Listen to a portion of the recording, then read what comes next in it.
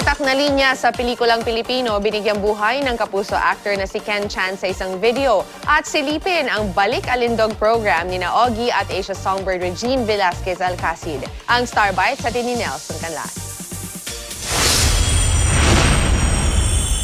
Puspusan ang pagsabak ni Asia Songbird Regine Velasquez Alcacid sa kanyang Oplan Balik Alindog program. Sa Instagram ng husband ni Reg na si Ogie Alcacid, ibinahagi niya ang boxing sessions ng Songbird.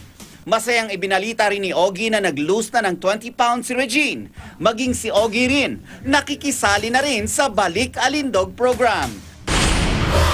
3 months to go bago ang wedding ni Mars Camille Prats at ng kanyang fiancé na si VJ Yambao. Sa panayam ng Philippine Entertainment Portal, sinabi ni Camille na tuloy-tuloy na ang kanilang wedding preparations para sa kanilang big day sa January.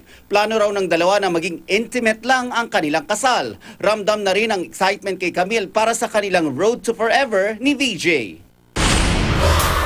Isang bala ka lang.